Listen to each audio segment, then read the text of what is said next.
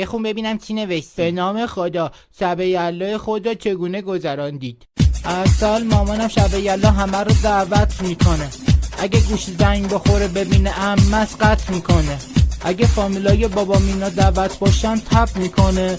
ولی اگه خالم اینا باشن با قالی پلو رو دم میکنه با گوشت ماهی. این چرندیات چیه نوشتی؟ چرا دروغ میگی؟ به خدا همینجوری. خجالت بکش، پاک کن اینجوری که من میگم بنویس. باشه بگو. هر سال مامانم شب یلدا همه رو دعوت میکنه. از صبح بلند میشه با زانودت خونه رو جمع میکنه. عمم اینا تو که میندازن چیزی نمیگه، صبر میکنه. بابام میگه یه چیزی بگو، مامان درخواستش رو رد میکنه. چقدر درست تر بود. ماما اصلا دهنی تو ببندا، بقیه‌شو بخون. باشه. خالم اینا هستن میز 7 رنگشو پهن میکنه.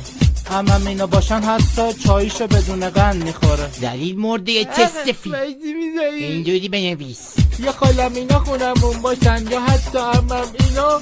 مامانم با سلام همه محصولات اون روز جمع میکنه. چون وقتی دارم با سلام خرید میکنم انگار دارم من کشاورزا و غرفه دارای سراسر ایران خرید میکنم. برای همینم ارزون تره هم بهتره. آخریشو بخون. مامایم بهترین، اصلا دسته به زن نداره. پسرش بدترینه، فقط بلده که هرس داره. آفرین. حالا پاشو برو. باز چیکار کردی با این بچه؟ تو انساش کلی چیزای بد راجع به تو گفته بود، دعواش کردم بی تربیت. پشت من چیزای بد گفت. آقا مهدی نزنش.